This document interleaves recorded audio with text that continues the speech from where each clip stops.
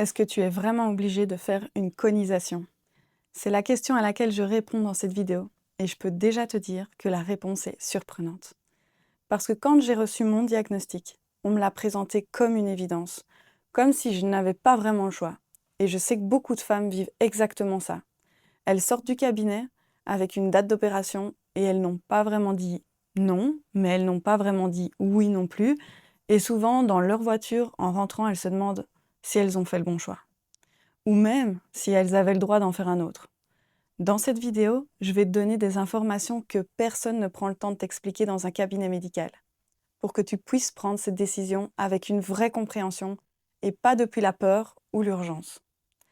Alors reste bien jusqu'à la fin, parce que la partie sur ce que la conisation fait vraiment dans ton corps et ce qu'elle ne fait pas, c'est celle qui va vraiment éclairer ton choix. D'ailleurs, si tu es nouvelle sur cette chaîne et que tu ne me connais pas encore, je m'appelle Violette Rost. J'accompagne les femmes qui viennent de recevoir un diagnostic de lésion du col ou de HPV à comprendre vraiment ce qui se passe dans leur corps et à poser un choix qui est clair, conscient et aligné avec leurs valeurs. Alors c'est parti. Voilà ce qui se passe dans la grande majorité des cabinets médicaux et dont personne ne parle. Tout va très vite. Tu entres, on t'annonce ton diagnostic avec des mots que tu ne comprends pas vraiment, on te propose un protocole et on attend de toi que tu prennes une décision là, maintenant. Et toi, tu es là avec la peur qui monte et cette impression que tu n'as pas vraiment le choix. Alors tu fais ce qu'on t'a appris à faire depuis toujours. Tu dis oui, parce que c'est le médecin, parce qu'il sait, et parce qu'on ne remet pas en question l'autorité médicale. Tu dis oui, même quand ta gorge te serre. Oui, même quand ton ventre se noue. Oui, même quand quelque chose en toi voudrait dire attendez, j'ai besoin de temps car je comprends pas encore tout à fait ce qui m'arrive. Et ce oui-là, quand il n'est pas vraiment le tien et quand tu n'as pas vraiment choisi, il peut laisser des traces. Pas forcément à cause de l'intervention en elle-même, mais parce que tu t'es trahi, parce que tu n'as pas eu l'espace pour t'écouter. Alors aujourd'hui, c'est exactement cet espace que je veux créer pour toi, pour que tu repartes de cette vidéo avec quelque chose que personne ne t'a encore vraiment donné, la clarté sur tes options et la légitimité de poser des questions. Alors je vais commencer par la base. Qu'est-ce qu'une conisation concrètement? Alors c'est une intervention chirurgicale, on retire une portion du col de l'utérus en forme de cône, d'où son nom. Elle est proposée en général quand les lésions ont atteint un stade signe 2 ou signe 3, pour enlever la zone où se trouvent les cellules anormales. Et là, il y a quelque chose que je veux que tu comprennes vraiment, parce que ça change tout. La conisation retire les cellules anormales. Elle traite ce qu'on voit sur ton col, mais elle ne touche pas à ce qui les a créées. Elle ne modifie pas ton terrain. Elle ne change pas ton environnement interne qui a permis à ces cellules de se modifier. C'est-à-dire qu'elle traite le symptôme, mais pas la cause. Ce qui veut dire que le HPV, lui, est toujours là après l'intervention. Et si rien ne change dans les conditions qui ont permis aux lésions d'apparaître, ces conditions sont toujours là aussi. Et c'est pour ça que certaines femmes se retrouvent à vivre plusieurs conisations. Pas parce qu'elles ont mal fait quelque chose, mais parce que la cause profonde n'a jamais été regardée. Et chaque intervention modifie un peu plus la structure de ton col, avec des implications possibles sur l'infection, la fertilité et la grossesse. Et que tu mérites de connaître avant de décider quoi que ce soit. Je te dis ça, pas pour te faire peur de la conisation, je te le dis parce que c'est ton corps et que tu mérites de décider en sachant ce qui est vraiment aligné pour toi. Quand j'ai reçu mon diagnostic en 2019, personne ne m'a dit ce que je vais te dire maintenant. Et franchement, j'aurais aimé l'entendre beaucoup plus tôt. Le premier point, et c'est peut-être le plus important, pré-cancer ne veut pas dire cancer. D'ailleurs, ce n'est pas un cancer. Ce sont deux réalités complètement différentes. Mais la façon dont ce diagnostic est annoncé crée souvent une urgence absolue qui, dans la plupart des cas, n'existe pas vraiment. Le corps passe par des étapes progressives. Signe 1, signe 2, signe 3, et ça prend du temps. Ce temps existe pour que tu puisses comprendre, poser des questions et explorer tes options pour intervenir avant que ça n'évolue. Le suivi gynéco existe précisément pour ça, pour te laisser le temps d'agir plutôt que de réagir dans la peur. Le deuxième point, c'est qu'un seul avis médical ne définit pas toutes tes options. Chaque médecin a son expérience, son regard, ses limites. Et il y a quelque chose qu'on ne te dit jamais. Le médecin travaille dans un cadre médico-légal, qui influencent ces recommandations. Certaines décisions sont prises par précaution, par responsabilité professionnelle. Ce n'est pas contre toi, mais ça veut dire que ce qu'on te propose n'est pas forcément la seule voie. C'est la voie que ce médecin-là, dans ce contexte-là, te recommande. Et le troisième point, c'est que tu peux demander à attendre. Une surveillance rapprochée sans intervention immédiate, c'est une option médicalement reconnue. Et même pour des stades plus avancés, tu peux prendre un temps pour comprendre vraiment ce que cette décision implique pour toi, avant d'avancer. Tu n'es donc pas obligé de décider dans le cabinet sous la pression du moment, tu peux revenir avec une meilleure compréhension et des questions préparées.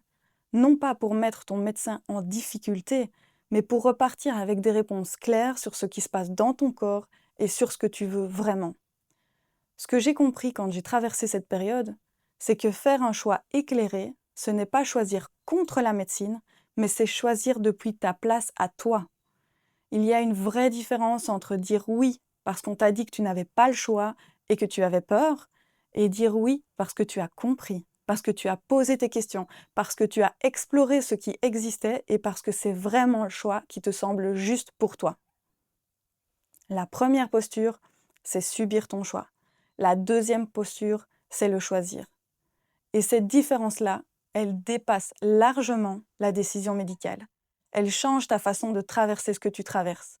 Elle change ta relation à ton corps. Elle change surtout ce que tu ressens le matin en te réveillant avec ce diagnostic. Personne ne peut faire ce choix à ta place. Mais pour choisir consciemment, tu as besoin de comprendre vraiment ce qui se joue. Alors concrètement, si tu es face à une proposition de conisation et que tu veux avancer avec plus de clarté, voici par où tu peux commencer. La première clé que j'ai envie de te partager est de comprendre exactement où tu en es. Quel est ton stade? Signe 1, 2 ou 3. Est-ce que le haut grade est localisé ou général? Parce que parfois, il est possible de recevoir un résultat de bas grade avec un foyer de haut grade qui n'est pas généralisé et c'est aussi important de le comprendre. Depuis combien de temps tu as ce résultat? Est-ce que ça a évolué depuis le dernier contrôle? Et dans quel sens? Tant que ces réponses ne sont pas claires dans ta tête, mais vraiment claires, tu avances à l'aveugle. Et avancer à l'aveugle, c'est laisser la peur décider à ta place. La deuxième clé que je veux te partager, c'est d'élargir ta compréhension et pas juste recevoir des avis. Je vais être honnête avec toi, parce que tu mérites une vraie réponse et pas une fausse piste. Aller voir un deuxième gynécologue, ça te donnera souvent la même réponse avec un visage différent. Pas parce que les médecins ont tort, mais parce que la médecine conventionnelle fonctionne avec des protocoles généraux. Elle prend en compte le symptôme, la maladie et délaisse complètement la compréhension de la physiologie. C'est clairement sa limite dans un contexte d'individualité et de prévention. Ce que je te propose à la place, c'est d'élargir ta compréhension de ce qui se passe dans ton corps, de comprendre ce que sont tes lésions, comment elles évoluent, ce qui influence cette évolution, ce que ton corps est capable de faire quand on lui donne les bonnes conditions. Donc pas avec des mots médicaux qui te passent par-dessus la tête, mais avec une compréhension de ta propre physiologie. Parce que quand tu comprends vraiment ce qui se passe en toi, tu n'arrives plus au rendez-vous comme quelqu'un qui attend qu'on lui dise quoi faire. Tu arrives comme quelqu'un qui sait, qui comprend les enjeux et qui peut avoir une vraie conversation avec son médecin sur ce qui est possible pour elle. Et la troisième clé, c'est d'écouter ce que toi tu ressens vraiment. Pas ce que le médecin pense, pas ce que tes proches te disent, pas ce que tu as lu à 2 heures du matin sur Internet, ce que toi tu ressens, dans ton corps, quand tu imagines les différentes options. Est-ce qu'il y a une option face à laquelle quelque chose en toi se détend, même légèrement? Est-ce qu'il y en a une qui te serre le ventre, qui dit non sans que tu saches l'expliquer? Ces signaux sont ta boussole. Ils font partie de toi. Et une décision prise quand tu t'ignores complètement, ce n'est pas vraiment ta décision. Alors pour répondre directement à ta question, non, tu n'es pas automatiquement obligé de faire une conisation. Ce que tu es obligé de faire, c'est de te donner les moyens de comprendre ce qui se passe dans ton corps, d'explorer tes options et de choisir en conscience ce qui est juste pour toi. La conisation peut être la bonne décision pour toi, elle peut aussi ne pas l'être, ou ne pas l'être maintenant. Ce n'est pas à moi de te dire quoi faire, moi je t'invite à élargir ta vision, parce que cette décision, elle t'appartient. Et comprendre avant de choisir, ce n'est pas un luxe, ça libère profondément. Alors si cette vidéo t'a éclairé, dis-moi en commentaire si la compréhension du protocole que tu as reçu est importante pour toi. Et si la vidéo t'a été utile, n'hésite pas à la partager, à la liker, pour permettre à d'autres femmes comme toi de bénéficier de ces précieuses informations. Et moi, je te dis à la semaine prochaine pour une nouvelle vidéo. À très vite. Bye.